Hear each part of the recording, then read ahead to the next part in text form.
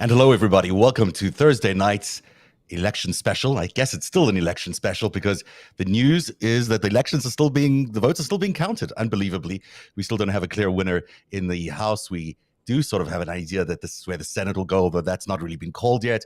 And we're still waiting around to see who the winner is. Although we all know that Democrats are really the winners of this election because they performed remarkably well, historically well. And can you believe it? They're still not the actual winners. We'll explain why in a little while. Eric Garland is with us. Good morning, Eric, because I'm saying good morning because I just woke up from a very good nap.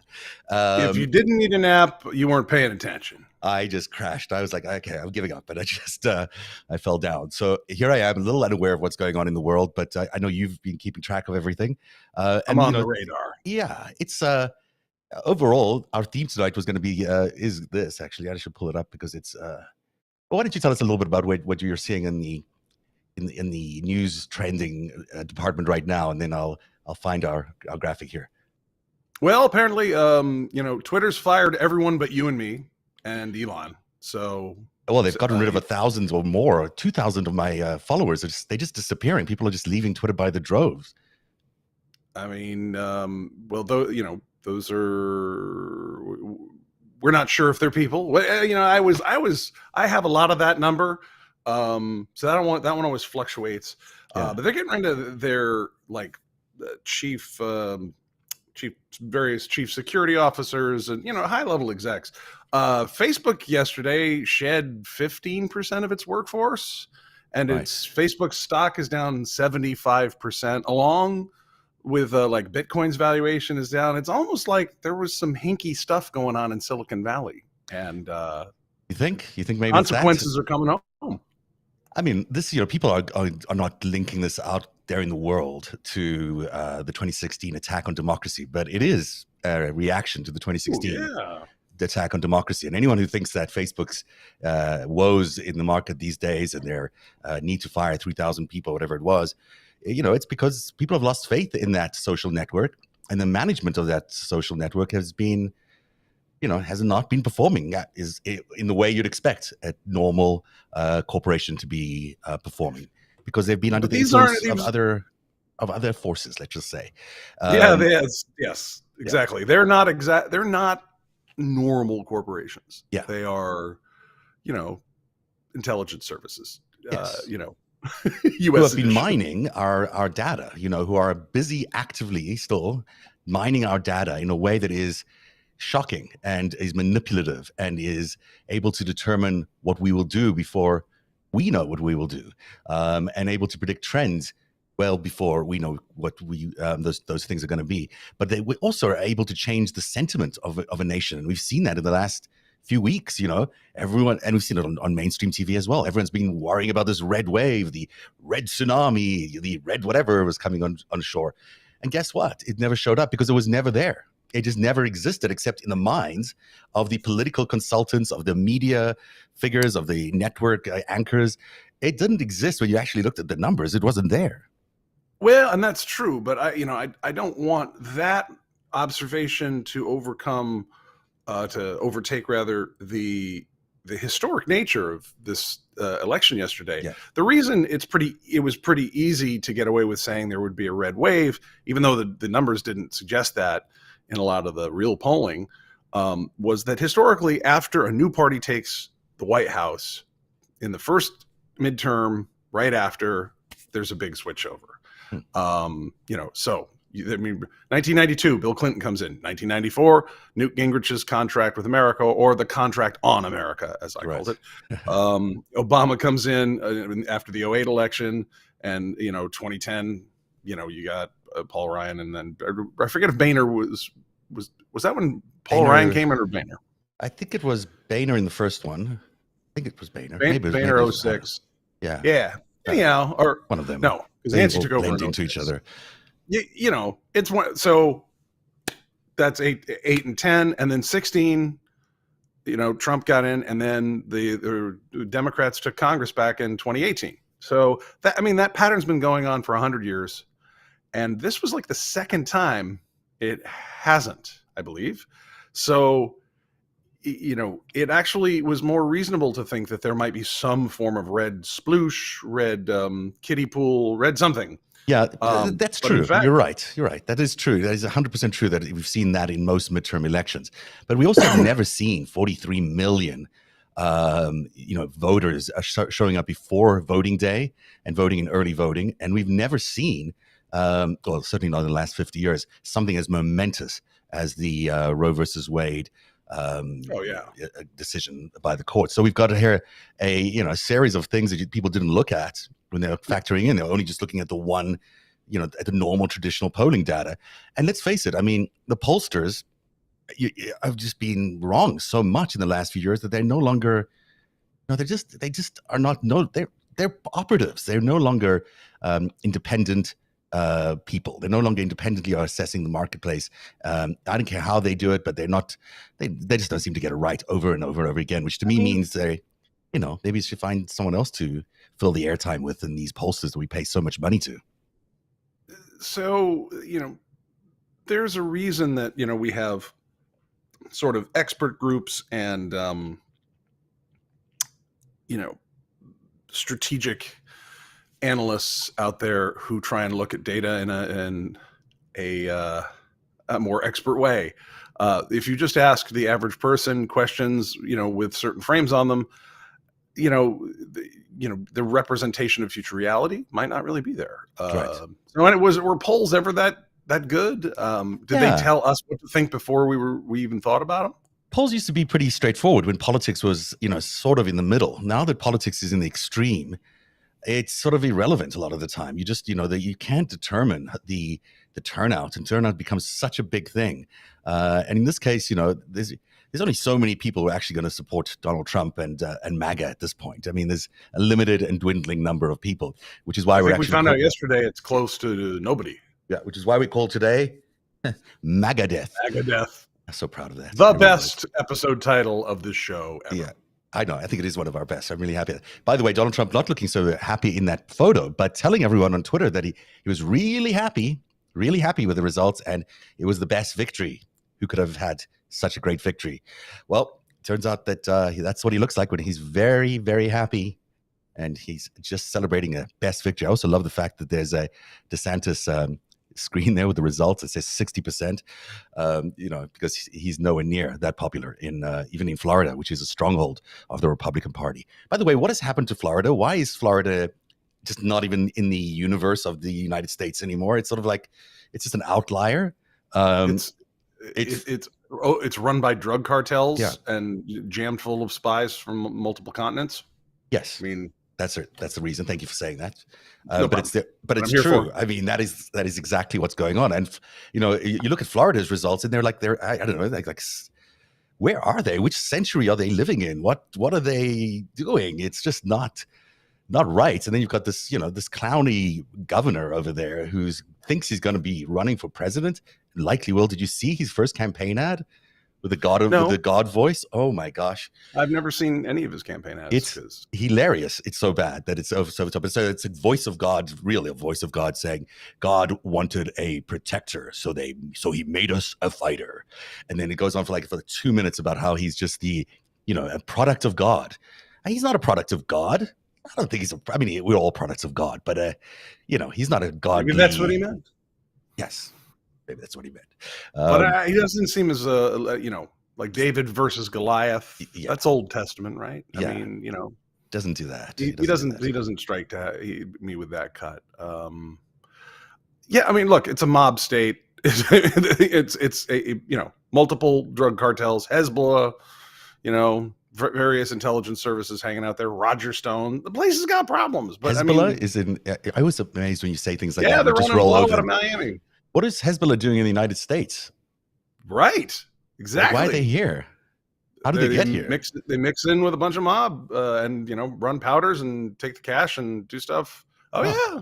I had no idea. You've said this to me before, and every time you say it, I'm like, where do they come from? Those were the guys mixed up with the prime minister of the British Virgin Islands. Remember where they yes, I remember that. Dudes got arrested in Miami at the airport for making cocaine deals with the Sinaloa / the Hezbollah, and it turned out they were DEA informants. And Awkward. It's very awkward. It's not a look you really want to have. Also in Louisiana, they voted for slavery, as one does in 2022.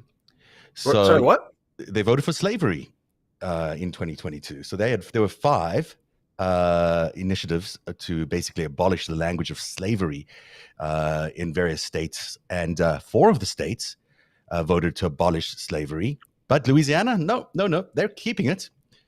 So here's the actual story. If you are doubting my, because I can tell you're Vermont shocked. voted on Tuesday to remove exemptions allowing slavery. We got rid of our exemptions to slavery in 1777. So yes. Well, it says here that the 4 U.S. states have voted to remove language from their state constitutions that said slavery is legal and as a criminal punishment. Yes.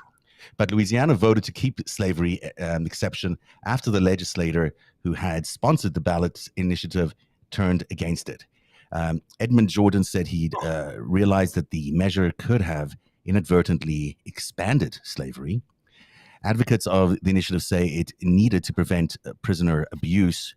They hope to remove the same exemption from the U.S. Constitution. So it's a technical thing that we're saying there, obviously, but nevertheless, there goes Louisiana. The Agape School, one of their affiliates got hit with a civil suit that cites a violation of the 13th Amendment of the Constitution because they were employing slave labor. So we're not out of the woods yet on the slavery thing. I was just surprised that New England still had an issue. But there's people who still think that prisoners should be used for every little bit of labor that they can get out of them. I'm not one of those people, but that certainly seems to be a lot of the impetus here is to keep abusing prisoners by making them work for people for free. Well, hold on. That's the nature of the chain gang in Jim Crow post Civil War. Pre-Civil War, they had black people picking crops and doing manual labor and having no rights. And then we had the Civil War, and then they started, policing systems that then charged them with crimes, took away their freedom, and put them back in the fields and, elsewhere to do manual labor for free. Yeah. I mean, there's some people who haven't caught on to the fact that the Civil War has been fought and won, and, continue to think that they're still living in that era. It's remarkable to me. I'm not sure we've won all the way yet. I think that's one of the things we learned here. It's not, it's pretty recalcitrant, and yeah, I mean, I think we should be done with it, but who knows? So that's one of the things that have surprised me about the votes. The upside stuff that really surprised me over the last few days is Gretchen Whitmer, who has just done a remarkable job coming out of a very difficult event where she was targeted by crazy people. Really, there's only one way to describe these extremists who were going to kidnap her, do all sorts of terrible things to her, take her. It was just a horrible attempt to destroy her and her life. And she was cool as a cucumber during the whole thing. And now she's poised to have like a double-digit victory in Michigan. I'm not sure how Michigan state voters have done in the state assembly there, but I know, I just feel like they've got both chambers. They did, right? I mean, that's what I thought. It's a clean sweep. Yeah. Unbelievable. Dana Nessel's back in Attorney General. They got the Senate. They got the House for the first time in 40 years. Gretchen Whitmer, her kidnapper's being put in prison, and she's winning with double digits. So the Dems are crushing it in Michigan. And this is what we wanted to see. This is when we were looking at, for the last year as we've been counting down to election day. I've been really interested in what will happen in the state houses, because that's the ultimate plan of the Council for National Policies to, recast the Constitution by winning all these state houses. It's also, as you found out in Missouri, that's how there's so much corruption in these state houses, because no one pays attention to them. They're run by lobbyists and corrupt politicians who just do it for the money, the illegal money. And so you'll end up with, just very corrupt local legislatures. And here we're beginning to see, I'm not saying the Democrats aren't corrupt, but we're beginning to see a sea change in in who's getting elected, and just tossing out some of the old institutions and the old institutional power is very powerful. And I think we're beginning to see it in some places. I was hoping for a lot more of the state houses to flip, but we've had a few very significant ones. Well, there's some that are just, they're just so overwhelmed with one party, almost always the Republican Party, because these national organizations have targeted those races for 10, 20, 30 years, built up institutions, dumped money in. So, a place like Missouri, you still have a Republican Party with a supermajority. However, we had a super bright spot this past Tuesday with the election of Diamond State and Williams to the North Carolina State House. We broke the Republican supermajority there. So now Governor Cooper keeps his veto power, and a lot of crazy stuff that you get in Missouri, you ain't going to get in North Carolina starting Tuesday. So bright spots all over. I didn't realize there was so much movement there in North Carolina. What was the driving force behind that? Well, over the last 30 years, when you get rid of the Jesse Helms set and you start putting banks down there, you have different people move into the state who have different values.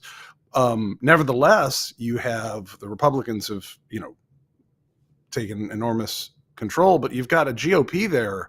You have the state party that's involved in like racketeering scandals, just like Ohio. Right. And, it looks pretty messy. So, and it's going to get messier. Yeah. Thank you for pointing out my whatever that was, a little bit of hair left on after I shaved today. Thank you, Eric. So let's, thank you for explaining that to me. What is going to happen to Donald Trump? He's still intending on the 15th to announce his re-election bid. I mean, do it, man. Do it. Do it. I mean, well, what you argue for why he should do it? He's our best friend right now. Yeah. Look, I mean, he is cooties incarnate. I mean, he just, I hope I will give him the list of everybody I want him to endorse in this next election for 2024. I can't wait for the 2024 election, but I sure hope Donald Trump is in it. I mean, it'll be so refreshing if he were, because he's not going to get anywhere near Biden's number. But it's just fascinating to me that he even thinks he's in contention. And if he were elected, who would work for him? I mean, is there anybody in the country that would step up into that administration and do anything for this guy? He is radioactive to the nth degree. Well, there's radioactive, and there's the fact that most of his last administration spends all day, every day in a grand jury in one state or another. Yeah. So it's like they're too busy won't go away. Yeah. Yeah. It's really, there's so much criminal. I mean, he could also be indicted and in jail at the time. I mean, it's quite possible that he could be running an election from a jail cell, which is just stunning. God, they may never get back to the talent level of Kayleigh McEnany. That's sad. Yeah. What's her name? Became the governor of Kentucky. Arkansas. Sorry, Arkansas. Sarah Huckabee Sanders. Yes. Yeah. So she got a new job. I miss her. She was good times too. And you ever see a picture of her dad with Shinzo Abe in Japan and one of the Yakuza's top money men? That's a fun photo. No, I didn't see that. I didn't realize he was in bed with that crowd. But doesn't surprise me. It doesn't surprise me that he's been in bed with a lot of people, actually. Now that I think about it, he was quite prolific around the world as Governor Huckabee. So I guess they're keeping on the tradition. I'm not saying that the people in Arkansas or Huckabees are Dixie Mob, but did you know that the Dixie Mob has a lot of connections with the Yakuza in Japan? Just throwing that out there. I had no idea. You're actually telling me something brand new, so thank you for sharing that with me. You know what the problem is? I'll tell you what honestly is the problem, is that Democrats should be saying right now, why aren't we winning? Like, why aren't we winning the House? I mean, they're poised to maybe win the House, but I don't think they will finally capture the House, despite my prediction that they would win both the House and the Senate. I was wrong on the House. I was very wrong on the House. It doesn't look like they're going to pull that off. It looks like the Republicans are going to have a slight lead there. But even that is considered a victory when you look at the history of midterms, as you've spoken to me about before. But there's a problem. There's a problem, the fact that, red state voters have votes that are worth a lot more than Democratic state voters or blue state voters. Hold on, in which house? Because sometimes this gets supplied to the Senate, and Not the remember, Senate, in the House. In the House. there we go. All right, The Senate is some just people, two per the state, and that's Senate's all you two could per. do. Yeah, That's yeah. right. It's the But simple when majority. Yeah, but when you look at the House, and sorry, this graphics cut off. I'll get to the full screen in a second. But there's the value of a person's vote if you live in, and let me just pull this up so I can read it along with you. Actually, maybe you're going to have to read the numbers there because it's way too I'm not small on sure my I screen. understand. I'm not sure I understand this because Okay. are we talking about the percentage of population that results in a congressman? Because I thought that was fairly proportional. What I find interesting No, is that's not proportional. There are more voters. There are just as many. Sorry, go ahead. I'll just. Here in Missouri, you have an issue where you have, I think, roughly 57% of the population, is the median per election that votes Republican, but they have 91% of the congressional seats because of gerrymandering. So that's where the power of one voter is overpowered by another. The way that the districts are set up, fewer. They've drawn the map to select which whatever 100,000 voters gets a congressional seat. They make sure that all the voters that are likely to go in one party, they end up in the same district. So, if I'm not mistaken, what this is a actual accounting for the value of a voter's vote in the red state based on population for each of those congressmen. So I think that they try to balance this out. I do believe they try to balance it out, but that it's not actually balanced at all. And in the end analysis, red state voters have more powerful voters than blue states. So it's like a 20. The lower the number, that means you have more power. So this is a 22 average ranking on the if you aggregate all the states, and 28.9 for the Democrats. Now, maybe you're not familiar with this particular methodology, but this is it makes sense in some ways. There are just a lot fewer people in red states, and so they have comparatively higher levels of representation.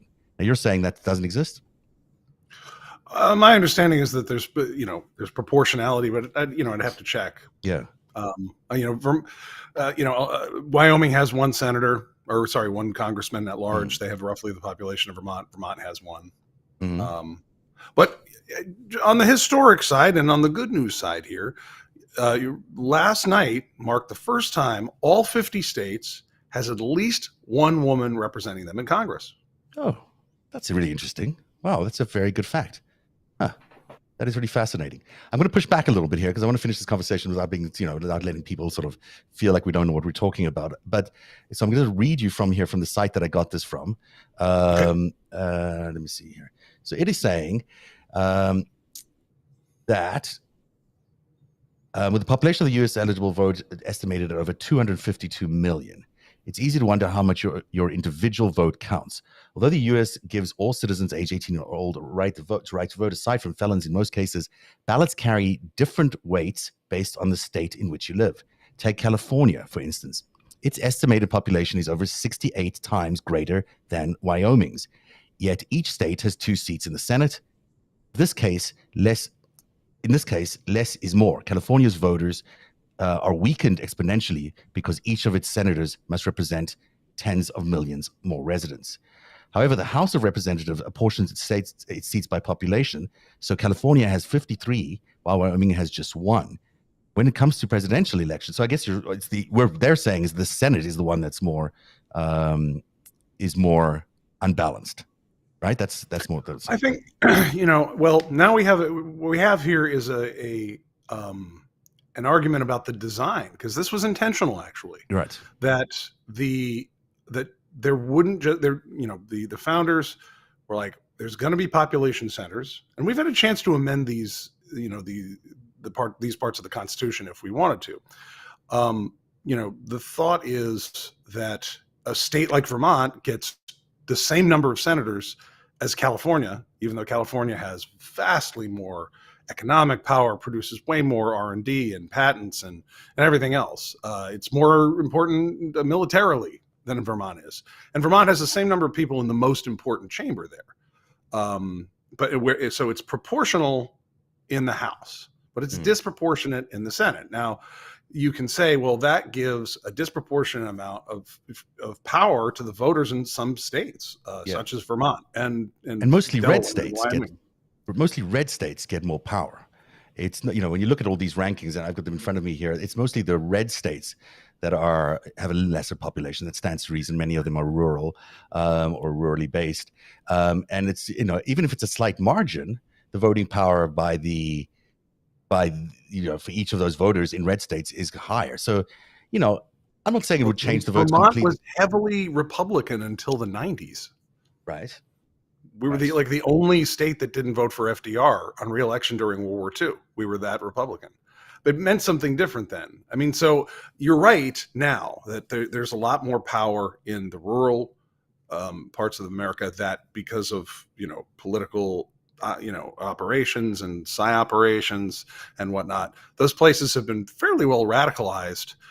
Cross that over with evangelicalism and foreign operations, and look, there's a lot of ugly decisions getting made out there, but the system itself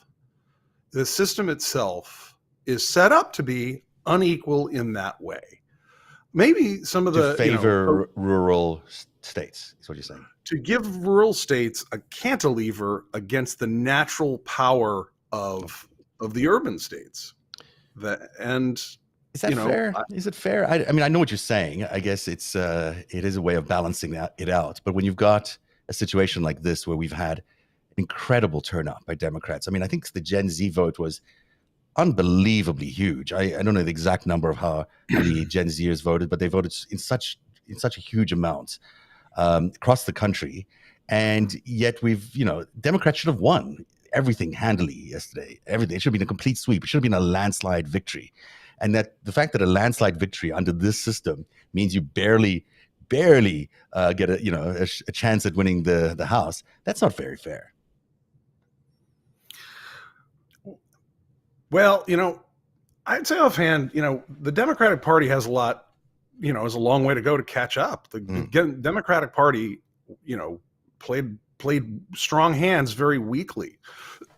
And it's funny you mentioned this, the rural areas being red and that being more dominant, and that being the result of the Center for National Policy, the Koch brothers, all them guys, having focused on local races. They've focused, they've put in resources, they've done work, they've done teamwork.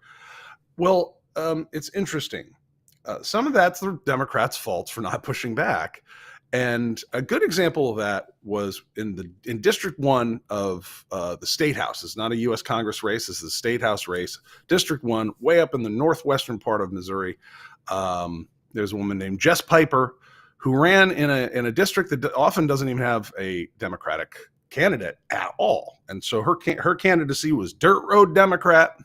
She's like, I am not fancy from one of the cities. I'm one of you. I believe in things you want, and I'm on Twitter and I'm talking, and I'm meeting all my neighbors. And she was quite a sensation. She raised $250,000, which for those races is big time, very big time in that part of Missouri. And there were Democratic strategists around here, folks, who were like, she should give her money away because she can't win up there anyhow. Yeah. Oh. And it's like, well, then go get more money. Well, then go, run again next year. Or how about try to win, or, make a plan. And that's, the Republicans, made inroads in places that they shouldn't have made inroads.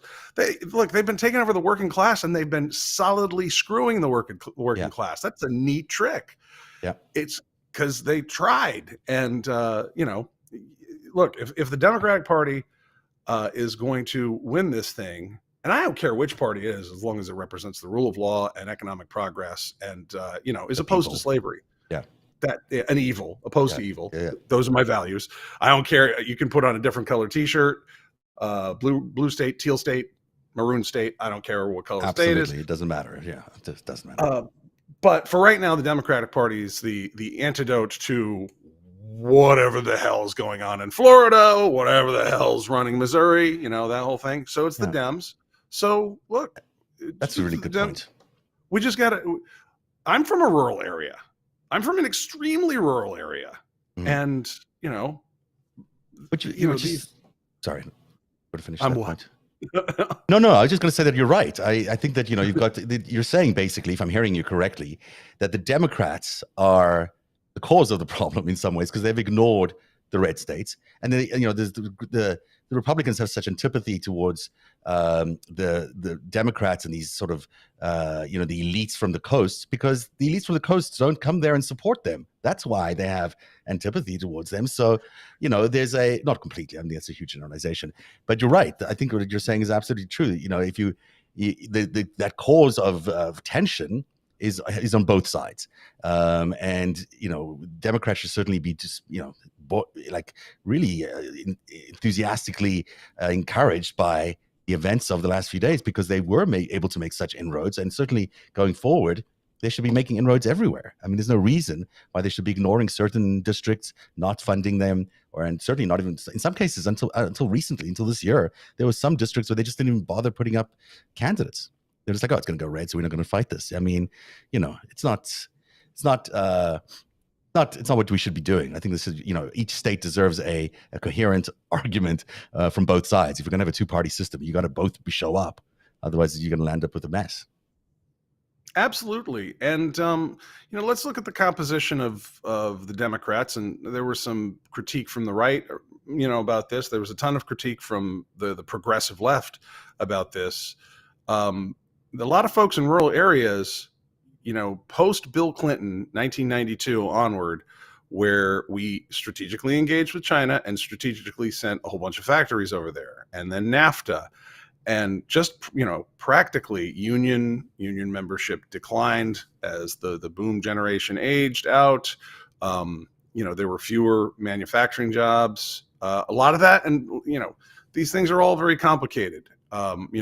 The good old days of the 70s and union labor, let's not forget what that America looked like in other regards. Rivers on fire, a fair amount of union corruption, to put it mildly, that still sticks around today, right? So again, no rose-colored glasses here. What was it, and what is it, and what is it going to be?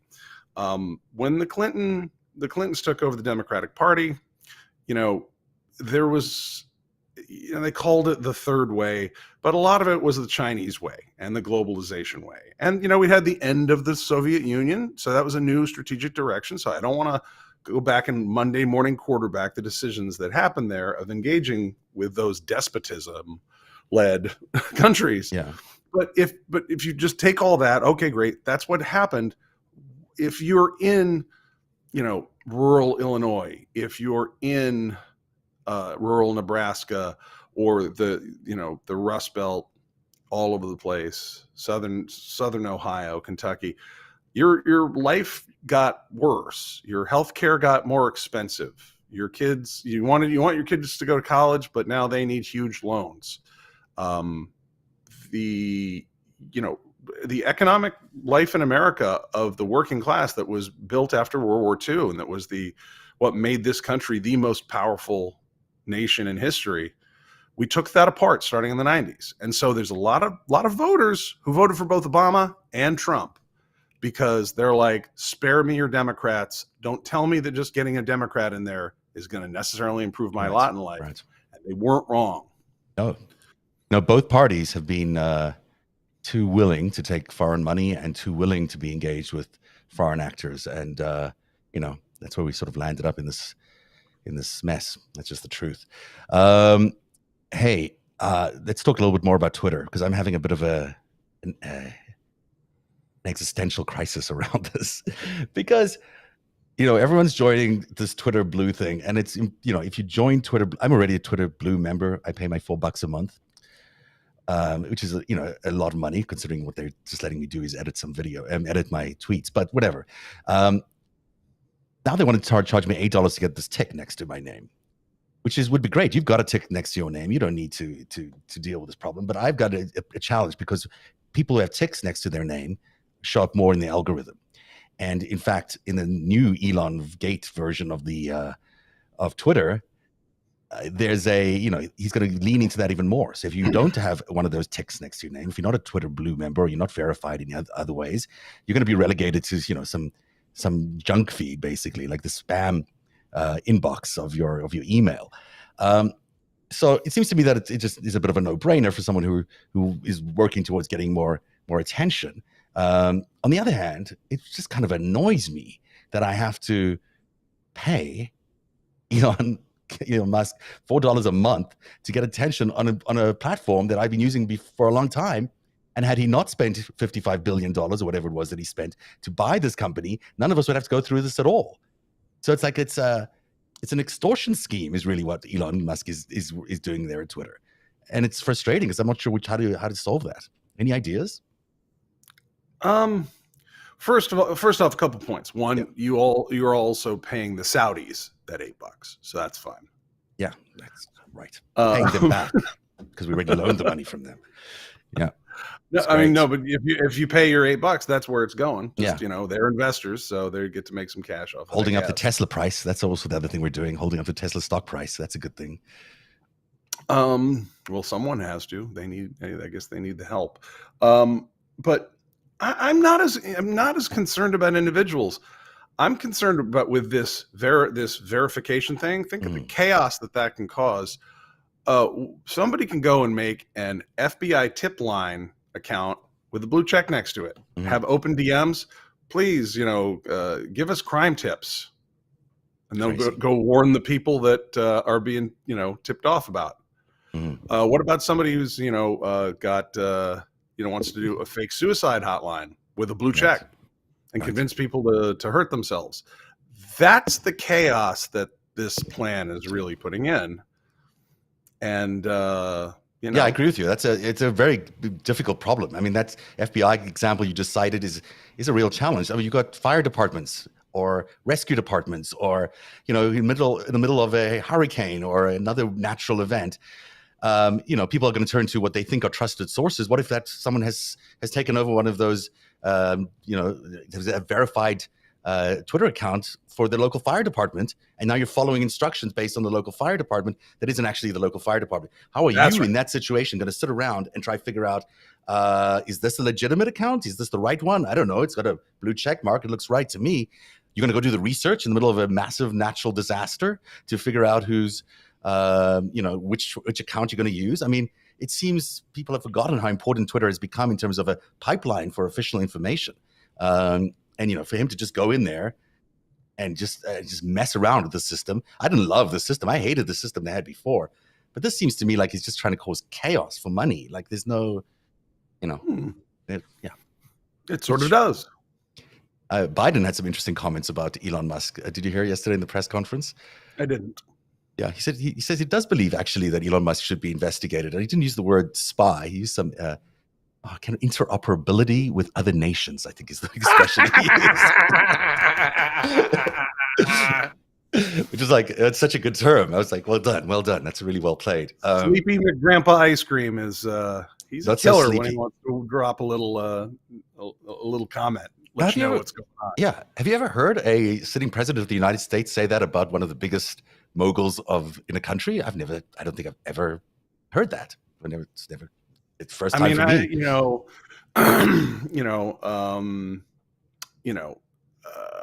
I never heard Harry Truman say, what, maybe Henry Ford should go hang out with his Nazi buddies. And never heard that, right? Jump in a lake. I don't remember him saying that. No, but here's a president who's willing to call out Elon Musk, one of the richest people in the world, if not the richest person in the world, and has no problem doing that in the middle of a press conference. I mean, that is presidential. That there is a leader. Now that you mention it, I think that we have a lot of television and these things are very quick. Yeah. I think it's been very rare, but I guarantee you,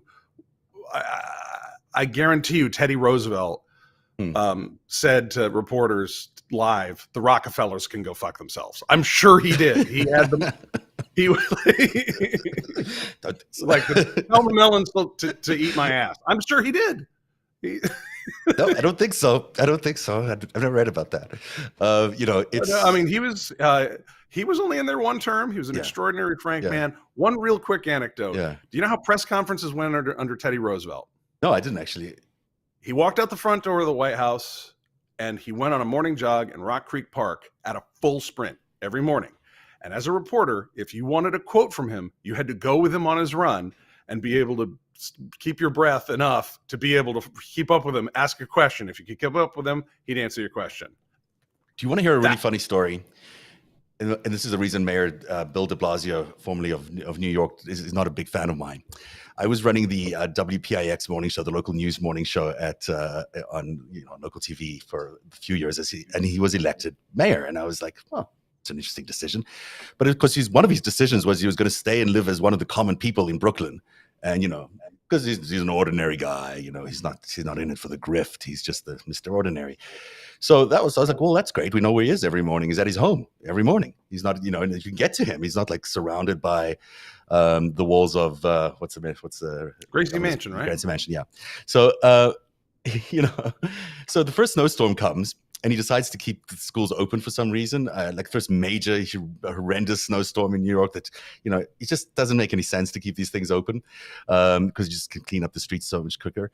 And he doesn't make the right decision. He forces everyone to go to schools. No one wants to actually go to schools. It just creates a mess. So on that morning, I sent our reporter as a bit of an unusual thing to like, hey, why don't you just go to the mayor's house and get some quotes from him? Because it's ridiculous. So look at this mess out there.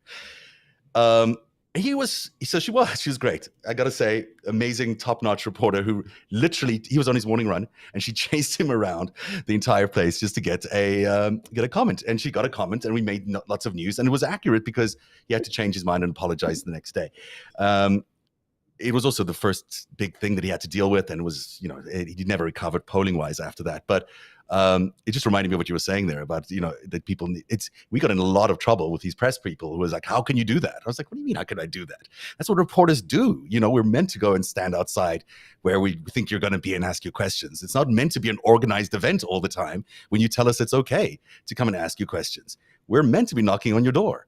And if you're comporting yourself in such a manner that you don't need a 3-hour meeting to decide what you're going to say, that probably indicates that what you're saying is less of a lie, right? Yeah.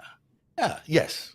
It's a more honest reaction, which in his case, was pretty devastating for him because he didn't have a understanding of what it was like to have, he had his fancy limo waiting for him after his run, so he could go into town. He didn't understand that what it was like for everybody else who had to manage a life where they now had their kids at home for the day, and or not at home, or whatever the situation is, weren't getting their school lunches or work. You can't just do that on an immediate knee-jerk basis. He did that, but anyhow, that's a long time ago.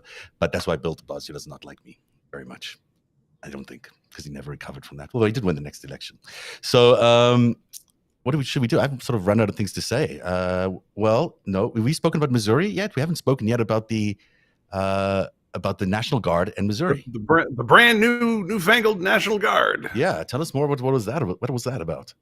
Amendment 5 was on the ballot on Tuesday, which would alter the Missouri Constitution and place the Missouri National Guard instead of under the Department of Public Safety. Created a new Department of the National Guard that's directly under the governor for the purposes not just of emergency and protection of life and limb, but to protect the constitutional rights of Missouri citizens, both under the U.S. and Missouri constitutions.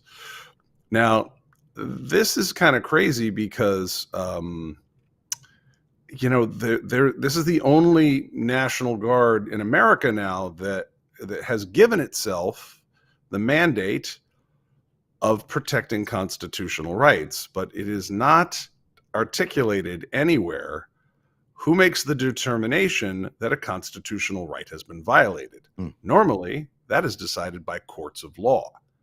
I've done the research. There's at least one state that has something that isn't present in, for example, Vermont or New Hampshire's constitution on the National Guard, which is like a bunch of other states. Is like, we have a National Guard. The governor, is the commander in chief, run by the adjutant general, and in case there's destruction, alien invasion, or all the trees fall over at once, that's when we send them out. Yeah. Otherwise, we wouldn't. Texas has one that the National Guard can assist with process service, which was really interesting. And I thought, yes, southern states where they've had to call out the National Guard to enforce judicial orders, such as integration of schools. If you recall, when we wanted to start sending Black children to school with books and stuff, there were a whole bunch of people that didn't like it. Some of them were Ku Klux Klan who came armed. Others were law enforcement officers who came armed. How do you counter that? Well, they called out the National Guard. So the Texas Constitution says process service, but that process service means a judge has ordered something, possibly Supreme Court, possibly the state Supreme Court. And, if you're going to mandate what that judge said, that needs the executive branch, and that'll be either the U.S. Marshals on the federal level, sometimes the sheriff on the local level, and in some places, the National Guard, in case there's a lot of, violent resistance or potential for violent resistance. But there ain't no other state that I've found where the governor directs this military force to protect constitutional rights. Now, if it's that easy, that's fun, because we were talking about the 13th Amendment. That was getting broken at the Agape School and Circle of Hope Ranch and all that. So, hey, if we can liberate all the people that are enslaved, if we can dispatch the National Guard to shut down Agape School tomorrow morning, thanks, Mike. Get on it. That sounds great. I am wondering what the mechanism is to say that one has been triggered. There's a lot of... there are a lot of constitutional amendments that are violated. Due process, if anyone intersects with the courts around here, you'll find that your 5th and 14th Amendment rights to due process, have some issues. The police sometimes come in your house without a warrant. That's 4th Amendment. So there's constitutional stuff to clean up around here. But that's not what they're going to be used for, probably. I'm wondering if they're, I heard they were thinking of like giving fetuses constitutional rights, and there's the 2nd Amendment, what they like. So are they just hoping to deploy the National Guard against the ATF investigating domestic terrorism? Gosh, what would be the purpose of that? It could be. That's what they're trying to do. Who knows what they'll enforce with the National Guard? Is it... could it go to the level of abortion? Could it go to the level of gay rights? If those are stripped by the Supreme Court, are you then going to have no protections for Civil gay Rights people? Act, equal protection under the law. That's Amendment 14. Yeah. So then can they go and enforce those things? If it's illegal now to be gay or whatever it is they want to determine, they're going to be able to go and round up gay people. Is that what's going to happen? That could be accomplished in the Missouri Constitution. Yeah. Pretty easy. I know they just put the National Guard under some weird pseudo-constitutional mission, and everyone's like, okay. Then it won by, like 64-38 or whatever. And you might say, hey, it's just Missouri. But the reality is that what they do is they test these in different markets, right? They test them in one assembly, and then they if it works, they move them around to all the others soon afterwards. So it's an issue. It's an issue. It shouldn't be glazed over at all. This is a very significant issue, and it sets up where, if they were more successful as a party, it would be riskier. But it does seem like, the MAGA train might be coming to a bit of a halt here. But on the other hand, ain't at a halt here, and I live here. So. It is not at a halt, eh? No, and some other things are going on there. Like there's a line item in the budget to purchase firearms outside of the traditional budgets. By the way, Steph, do you know who actually provides the budget and runs the National Guard? Pentagon, I would think. The Pentagon. Yeah. That's right. Yeah. So this is the governors or the local grand poobahs, but they're usually going to respond to a national emergency that is being described to them by DHS and DOD. And so I'm wondering how the Joint Chiefs of Staff feel about the new constitutional mission of the Missouri National Guard, since they put up all, because they could not fund it. They don't have to fund it, right? I mean, do they have to fund it?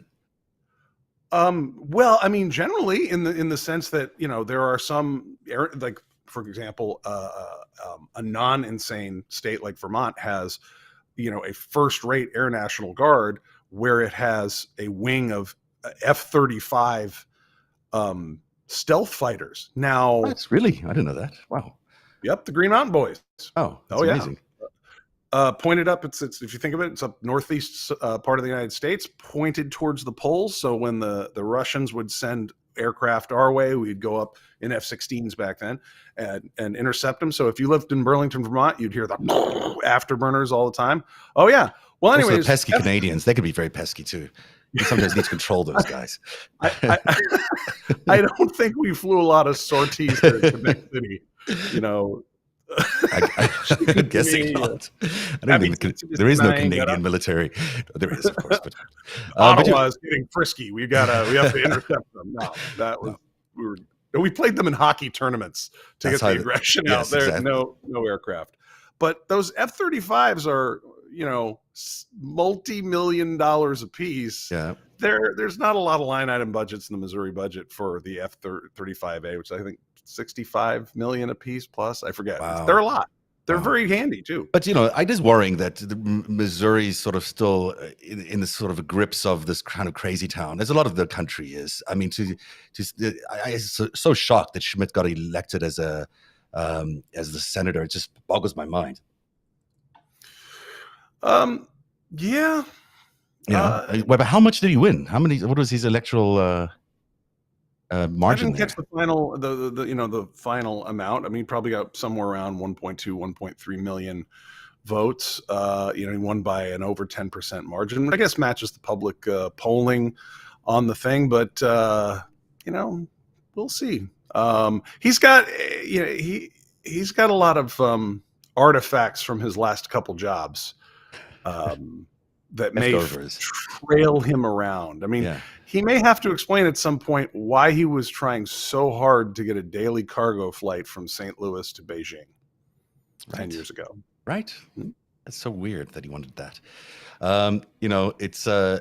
We should actually bring that into the conversation here. The people who really got a message from the American people last night are Xi Jinping and Vladimir Putin. They absolutely heard very loudly and clearly that the American people are not really interested in what they're offering, and that they should take their corruption and shove it. Because the reality of it is they were counting on this being something much bigger and better, and that would have helped them a lot. It would have helped Vladimir Putin in his war against Ukraine. It would have given Xi some maybe possibilities to exercise his, what he believes is his rights on Taiwan. But, this is America. When you have a functioning democracy like that, like America, where people actually get to state how they feel, you have a much greater moral authority than just a dictator sitting in Beijing. So, sure, that's a very powerful country China has, and Xi can order up an attack on all sorts of places if he wants to, and so can Vladimir Putin. But when you don't have the support of the people, it's just not worth that much. When you're a country like America and you have the support of the people, and they've clearly stated that they are reaffirmed their commitments to the founding fathers' vision of America, which is a democracy, and a republic that is a democracy, then they're able to exert so much more power just because it comes from the people. If you're actually going to go to war, and they've studied this, people, like, you look at the Ukraine versus Russia. The people of Ukraine want to keep democracy. They're after democracy. They want to keep that as their primary system of rule, and they are doing an incredible job competing against a much bigger country with much bigger weapons and more weapons. And the reality of it is they're doing it because they really have the moral authority in that war, and the Russians do not. And that's why the Russian soldiers keep going in there and basically giving up every time they cross the border.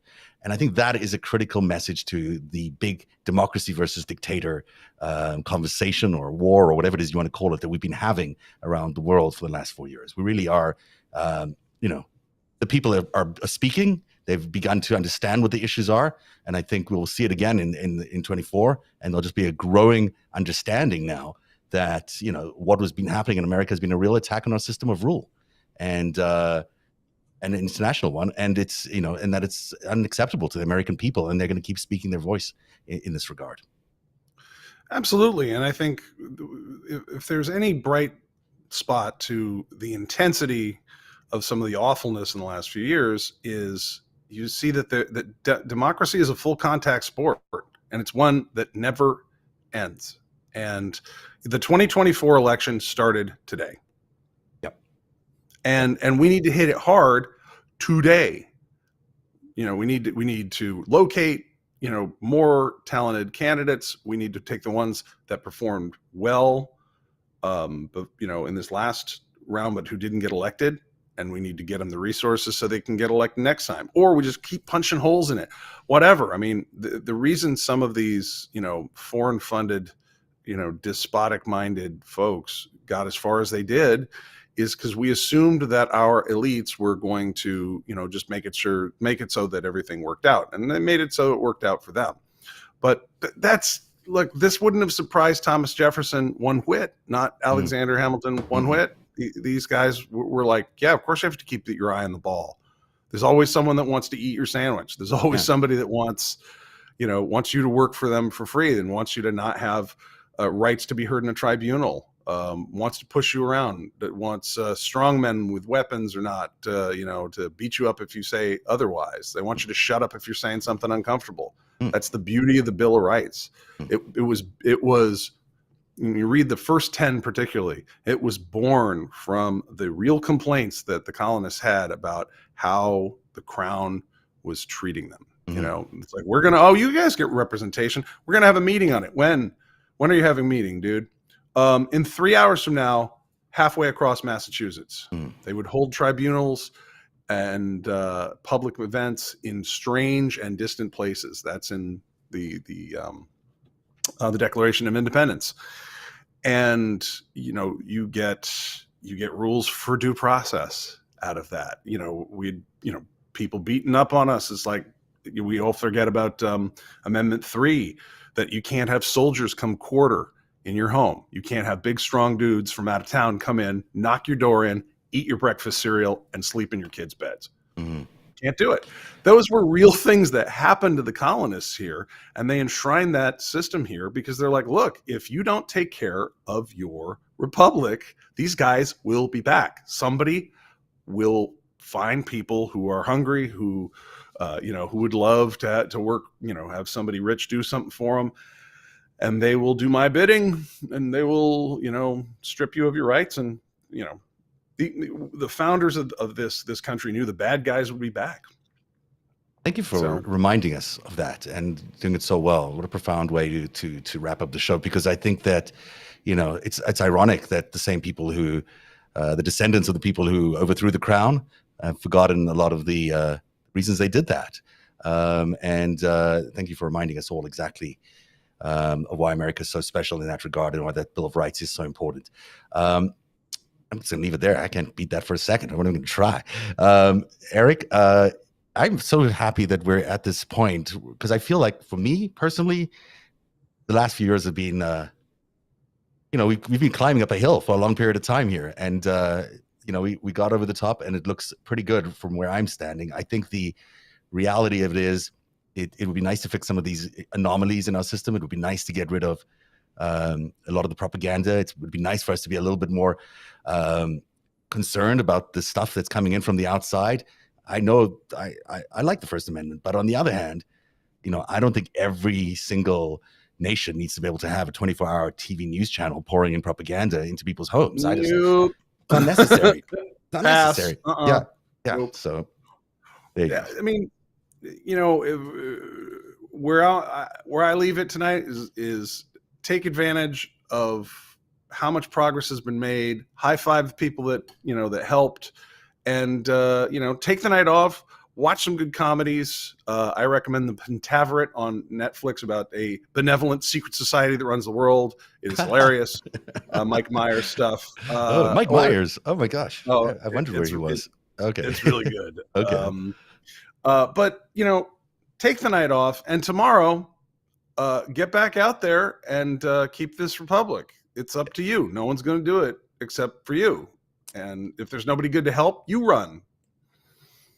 Let's leave it there. Thank you very much for being here tonight on Narrative. Every minute of Narrative's reporting, every story that we break, is made possible by our patrons. You too can become a patron by joining at patreon.com/narrative. Narrative, where truth lives. One day, you'll tell the story of autocrats, crooks, and kings. who came for our freedom.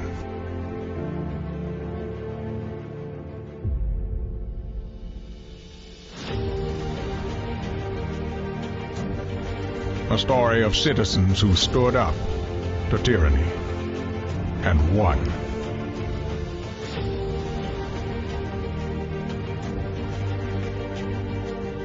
The people prevailed and renewed an old vow to a more perfect union. And that was just the beginning. The story continues. Narrative, where truth lives.